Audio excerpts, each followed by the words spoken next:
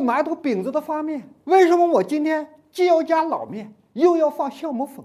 两个单独都能发面，为什么要把它俩揉在一起去？是不是多此一举？干货全拿走。开店就赚钱。大家好，我是平王老师。面粉呢，我们还是选择精度高一些做出来的馒头包子。白一盆提前备好的老面，你看发的很理想，菌种的活性很旺。按比例先撕到面粉里来。大家都知道，老面发面做成的产品略带的嚼劲，面香味十足，还略带淡淡的回甜。但是发过老面的朋友都知道，它有最大的一个痛点，发酵等待的时间太长了。你看，多半盆面就算放在暖和的地，一晚上不一定能发旺发起来。那我又想稳定快速的让它发旺，怎么办呢？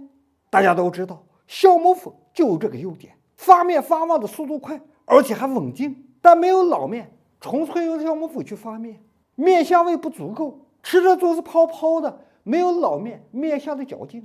所以今儿我各取所长，搭配好比例，也能避免缩短。酵母粉使用前还是老方法，和白糖一起融进温水里，唤醒酵母，搅拌均匀，让这个酵母粉的活性也旺旺的。所以两者搭配结合起来，发旺的发面做成的产品，不时保持老面的特色，还能提高发旺面的效率，特别稳定。老面撕进来了，酵母粉也化好了。我想让产品的气孔更大一些，加点泡打粉，表皮光滑，泛光泛白，而且放凉后不易翻硬。加点猪油，上手先把面粉和这些配料搅匀，再分时加入酵母水，边加边搓拌边搅拌。酵母水加完，搅到盆底没有明显的干面粉，上手挤压，就这样用拳头踹，让它初步先成团。成团后拿出来，上手揉面，面从里到外揉透揉光，这样所有的配料才能分布得更均匀，发旺的面整体状态才均衡。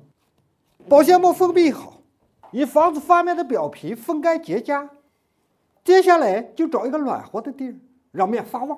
在20度的室温里，你看这个面1个半小时就发得旺旺的，拍一拍你听就和敲鼓似的。撕开保鲜膜的瞬间，一股发酵的酸就飘出来了。撕开你看，从上到下都是绵密的网状，发得很理想。因为我们用到了老面，这个酸是不可避免的。煎炸包包子就得打碱中和这个酸。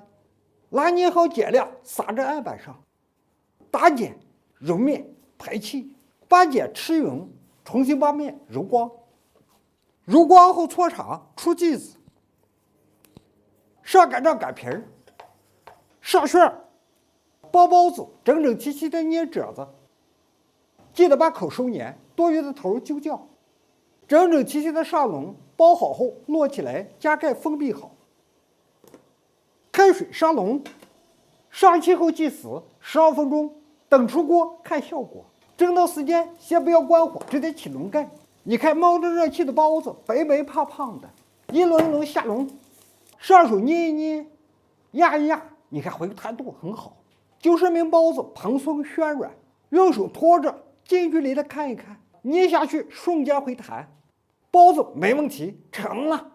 上手撕开，老面的韧劲就能感受到，皮整体的气孔很均匀。这样的包子既有老面十足的面香，又是发面快速稳定。学会了做一做，省事儿省时间。关注我们，学习更多专业的小吃创业技术，咱下节课见。